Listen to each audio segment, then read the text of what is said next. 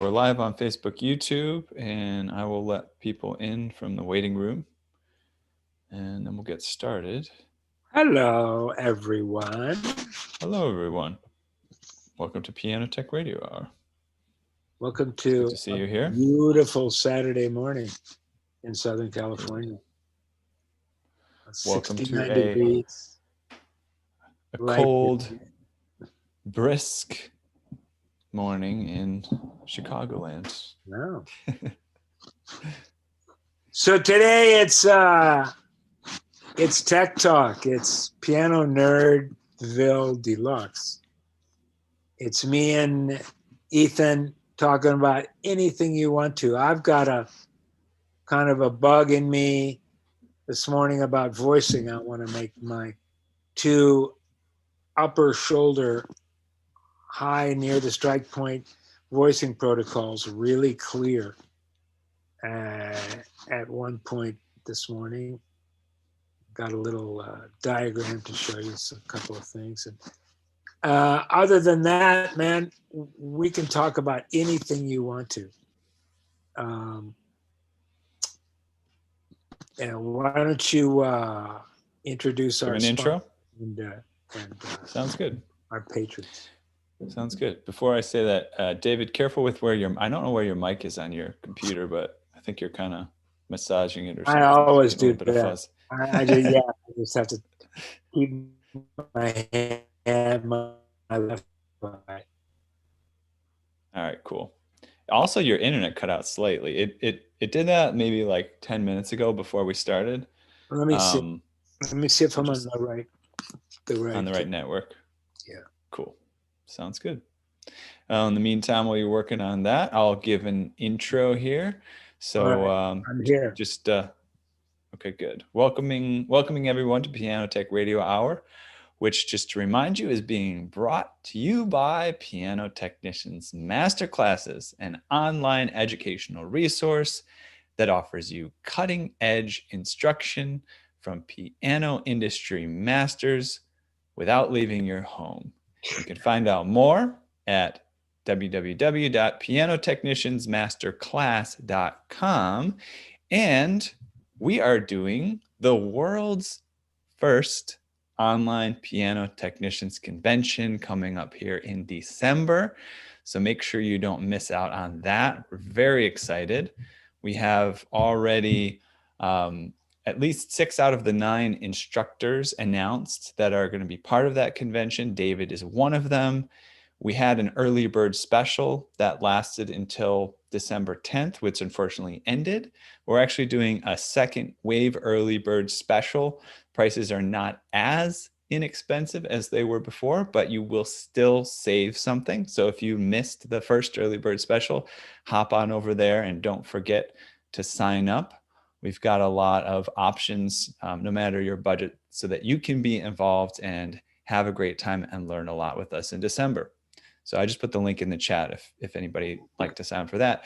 And next Saturday, 2 things to remember. For Radio Hour, we will have Isaac Sadegurski, great veteran of the piano tech industry, with a lot of great information and a wonderful sense of humor, and he'll be hanging out with us next week. And Jude Reveley will be presenting his course on turbocharging the grand action at 4 p.m. Eastern time next Saturday. So make sure you don't miss out on that. That's going to be really exciting. A lot of great stuff coming up. So having said all that, David, did you want to jump in to the voicing topic right away and then just see where it takes us? I was talking to my friend Carl Lieberman in another piano domain and another piano topic, and we started talking about voicing. And he described voicing in a way that I had described it before, but that it just like popped it back into my head so beautifully. So what you're doing when you voice a set of hammers is you're emphasizing low partials, the tonic, the first, second, third, fourth, fifth, sixth partials. and you're de-emphasizing higher partials, the upper partials, you know.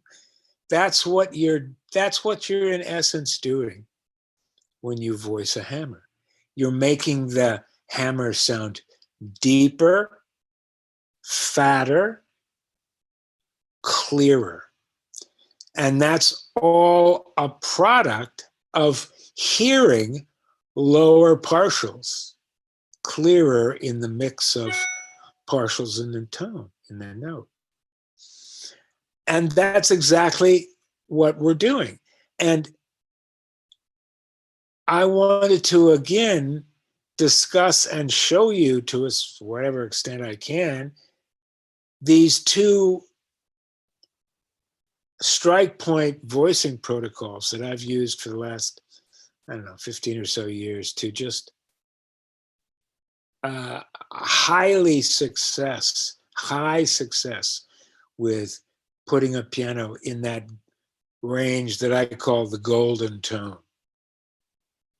Tone that is sweet and amber and warm and liquid at low volume, and that gets not cold, not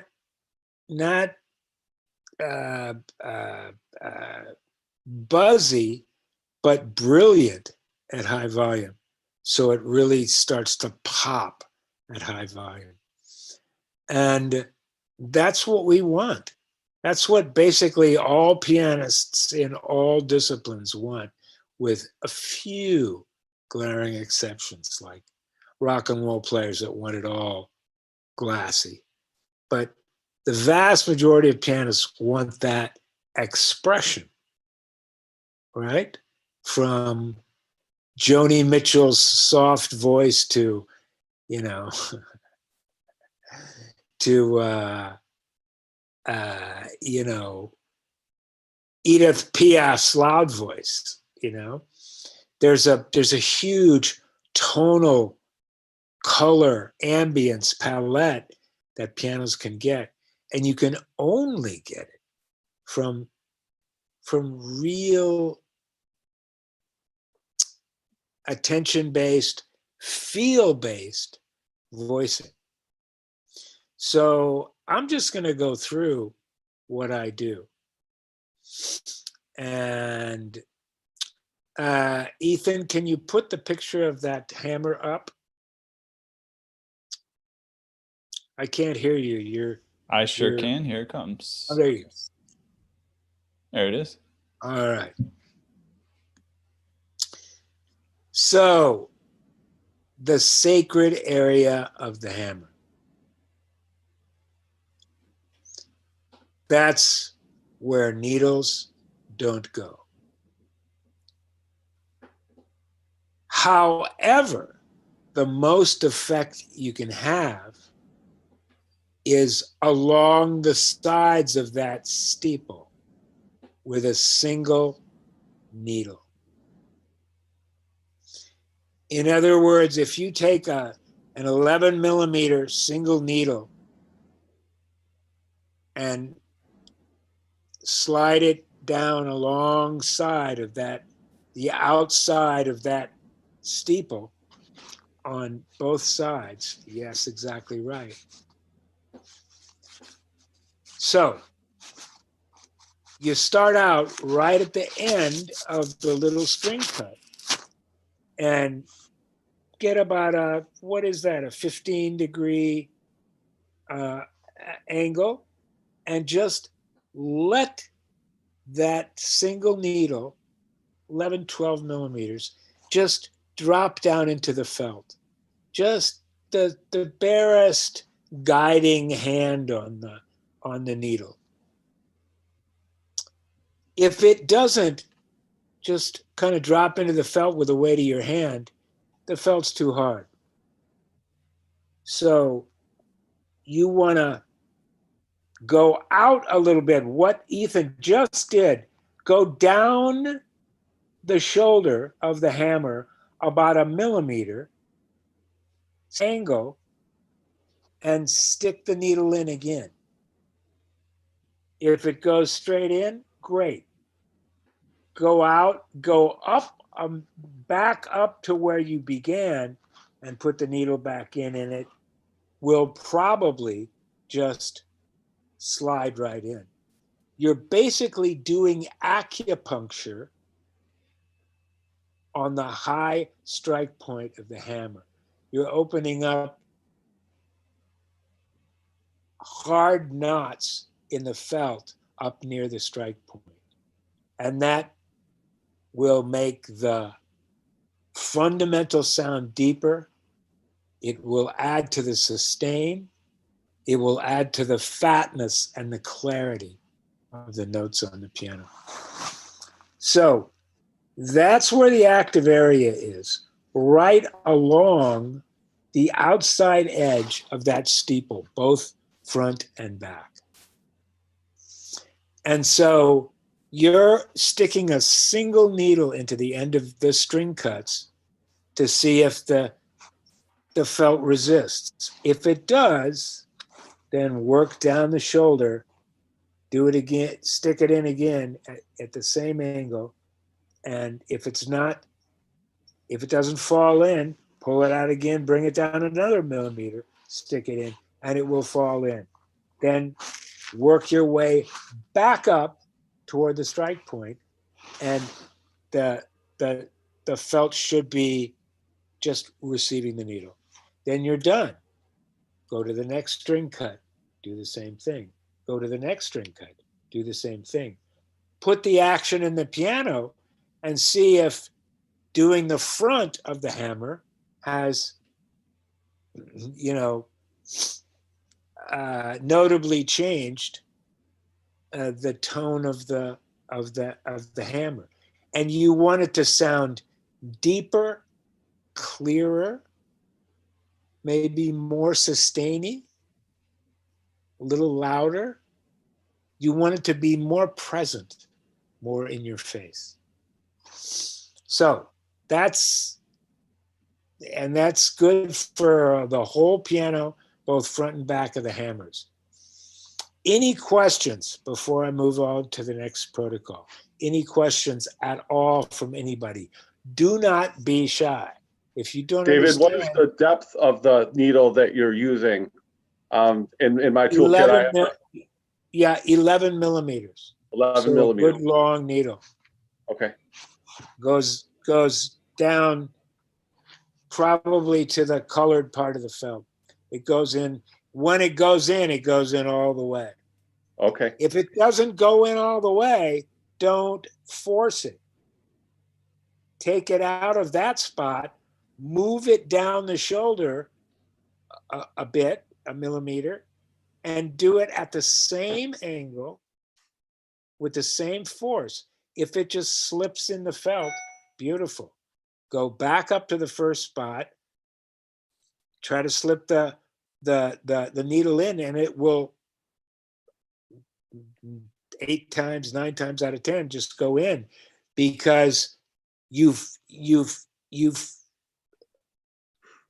let that, you've softened up that hard spot. It really is like acupuncture.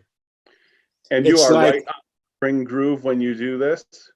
At the end of the string. At the end of the string groove, right? At the end of string cut, at that 15-degree angle, right? Right.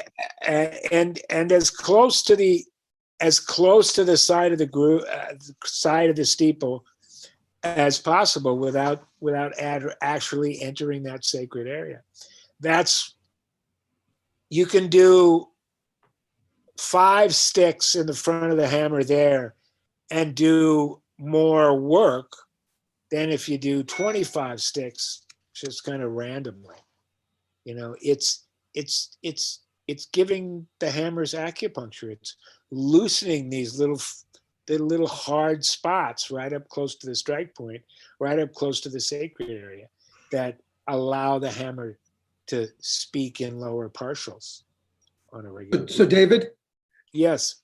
I do very similar, except I found that on the speaking side of the hammer, you have more effect. So I usually do this first on the speaking side, and then Me too. And And I do it the angle is a little wider. It's a little closer to parallel to the side of the hammer than to that steep line that you've drawn. I kind of angle it a little bit more, kind of parallel to the side of the hammer. Okay. Yeah, I always do the front first and see what that does, and then stick the action back in the piano and see if it's enough or not too much, or not enough. If it's not enough, I do the back too, because but first I feel it with the needle. It's a feel thing. If the needle feels smooth, then the felt is soft. If the needle does not go in to your hand, just kind of almost like, like easing it in, it's hard up there, and you have to work up to it. You have to work that knot out. And to clarify, the front of the hammer is the side that sits towards the keyboard, towards the player. That's right.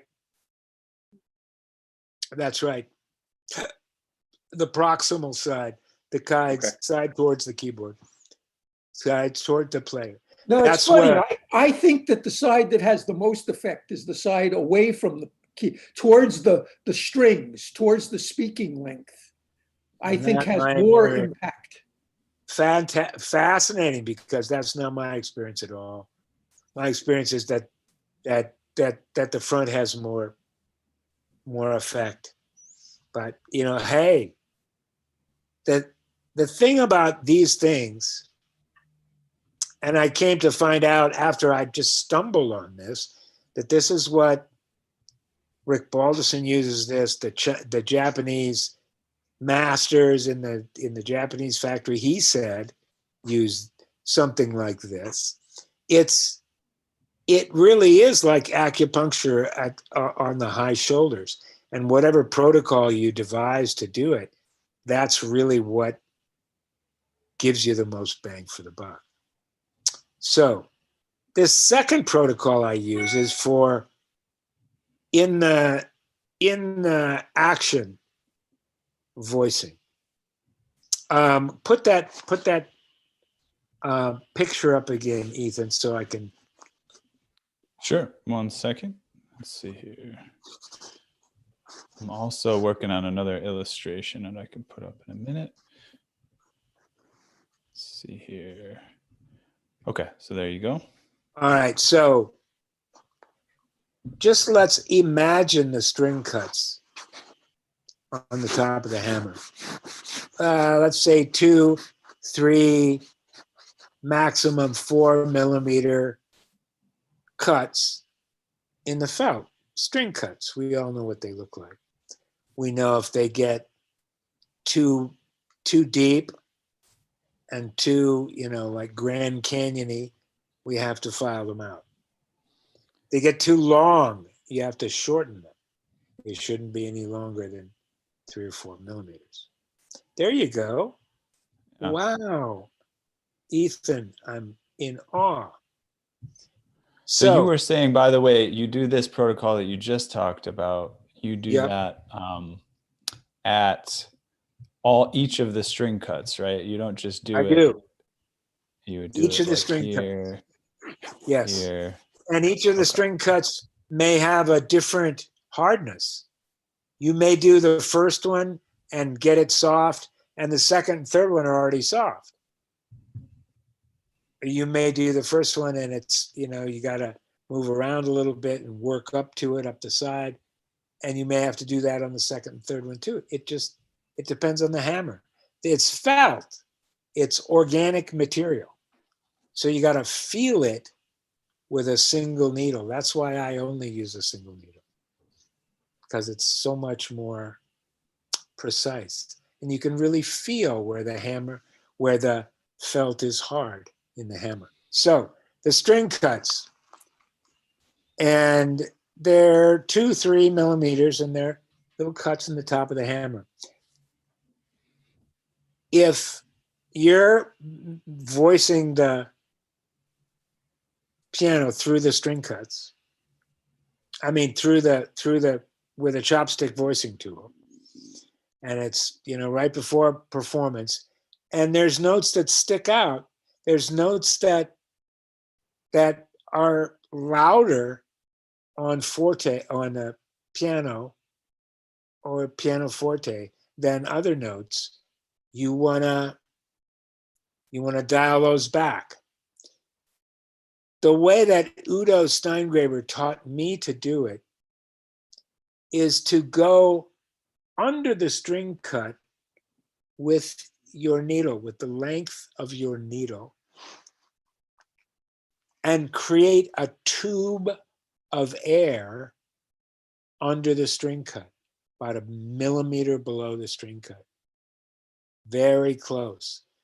But so that literally there's air that's under the string cut instead of packed felt. And what I do is go halfway in under the string cut, then back out, and halfway into the second one, back out, halfway into the third one, back out, under the string cut, creating a tube of air under half the cut. Then I, bring the needle out and try the note. And I always do this soft. I don't voice loud because every note can sound good loud. It's how it sounds soft that really matters. So if you get a real soft, warm strike on piano or softer than that, and it's, as you hit it harder, it gets clearer and more solid and more brilliant, that's exactly what you want. It's what everybody wants, basically. And so, again, any questions on the through the strings chopstick voicing protocol? What you're doing is, I use a 15 millimeter needle on my chopstick voicing tool, and I've bent it up at somewhere between 10 and 15 degrees. So I can go in through the front, under the string cut, and can go straight across. The needle is bent so it can go straight in and straight under the string cut. And that's a tremendously effective and relatively long-lasting voicing protocol. You can always reverse it. Most of the high string voicing, especially in this protocol, by just putting your thumb on the string and smacking it real hard about 10 times. That will translate into hours and hours of playing, and will take away your unpacking tube of air. So it's very workable. There you go. Awesome. And you just make a tube of air under those string cuts. Now, questions? I haven't checked the chat in a while. Let me see what we got here. We have, what thickness is the needle? What thickness of needle? It's got to be pretty thick to avoid breaking at 11 millimeters long. It's a 6, or like a regular stout voicing needle. It's they have different numbers for German and English. It's a 5 or a 6. And then there was a question, how many insertions across the width of the hammer? And that was, I think, when you were talking a little bit more about the steeple technique. Yes. You start at the end of each string cut with the single needle at a 15-degree angle, and just let it fall into the hammer. Let that needle, don't push it in with your hand. Let it kind of fall in. Just the slightest pressure with your hand. If it doesn't fall in, take the needle out of the end of the string cut, bring it down another millimeter down the side of the hammer, same angle, 15 degrees, same pressure, let it fall in. It may fall in. If it does, great. Take it out, bring it back up to the original spot, and let the needle fall in. It will probably fall right in then. Then you're done with that string cut. Go to the next one. Let it fall right in. If it doesn't, walk down a millimeter down the edge of the shoulder. Put it in again. If it just like melts into the felt, you're good. If it doesn't, walk it down one more time. Let it melt in. Walk it up, do it again, walk it up, do it again. You're done. And you'd be amazed at how long softening up those acupunctural spots last as a bass voicing. You have to, of course, your lower shoulders are opened up, and needles go into the lower shoulders. No question. The lower shoulders have to be open for these techniques to work. All right, so that's the little bug I had this morning. So I got a few more questions if you want me to throw them out here. Sure. And again, be careful about scratching your microphone surface. Make sure there it is. Sorry. Let's see. Does this apply across the entire range 1 through 88 keys? Yes. Now you make in the treble, you make the needles a little shorter. You know, I use an adjustable needle, a tool from Pianoforte Supply that you can adjust the length of the single needle, or of 3 if you want to use 3, but I only use a single needle. So I put the length down to 9 millimeters up in the very top of the piano. But other than that, yeah, you can use this technique along all hammers. Absolutely. Now, I don't think, I've only used it on really, really bound up tight hammers in the last 2 octaves. I usually don't go all the way down into the hammers for the last 2 octaves, or I'm really, it depends on the character of the hammer set, but I'm usually trying to add a little pop to those last octaves. So I'm trying to maybe shoe shine the hammers to a little bit, polish them with fine sandpaper or something. I'm trying to go the other way. I'm trying to bring the pop and the sustain up. But yes, absolutely, all 88. No question about it.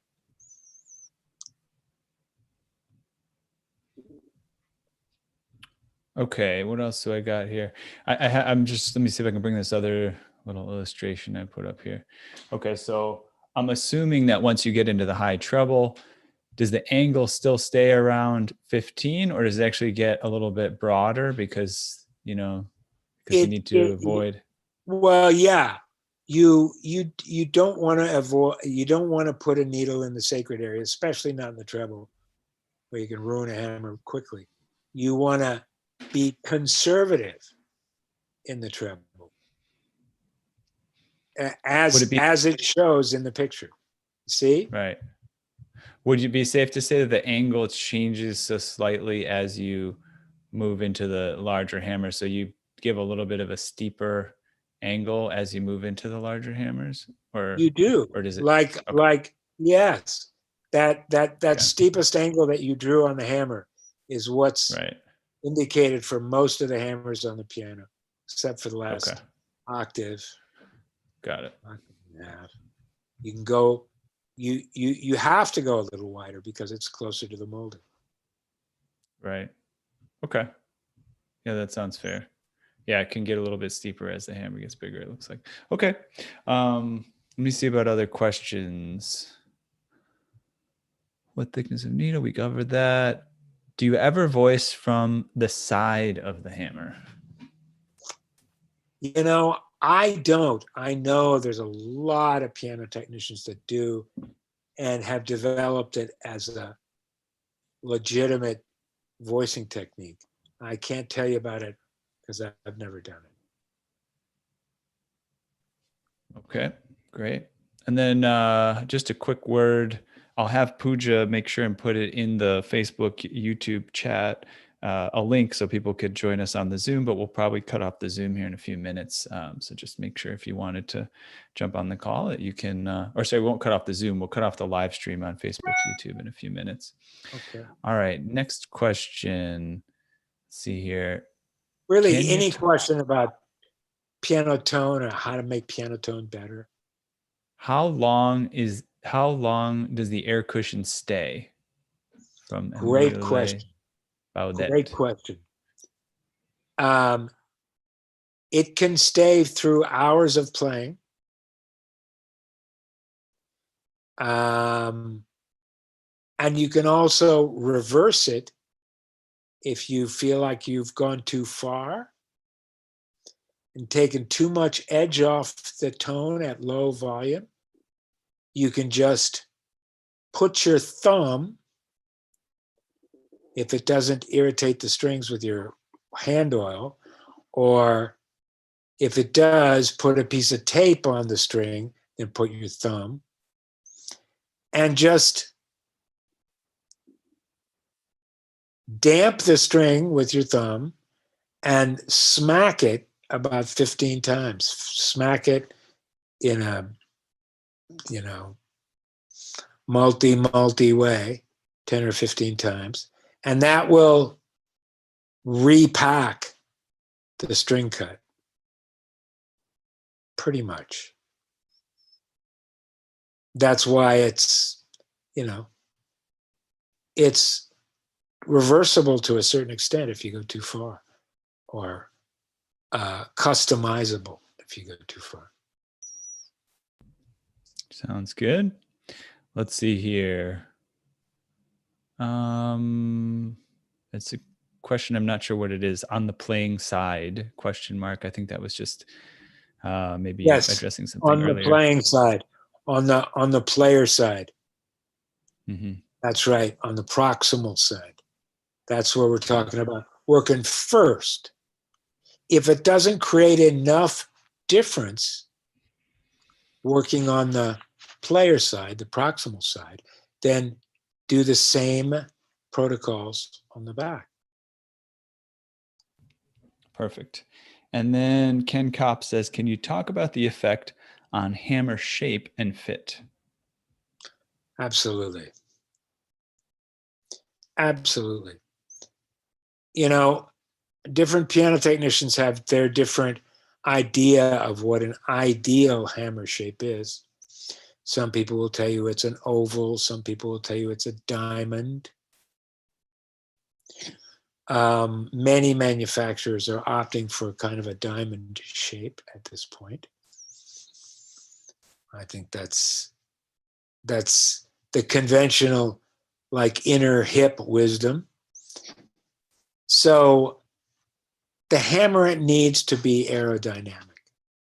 The hammers all need to basically be in the same general shape. So, and they need to be flat on the strike point. They need to be flat so that all three strings on each note are struck at basically the same time. That's why fitting the hammers to the strings is so important, and why it's such a delicate task, pulling the hammer up to the strings and then plucking the strings to see it, and to really getting that feel. I'm telling you,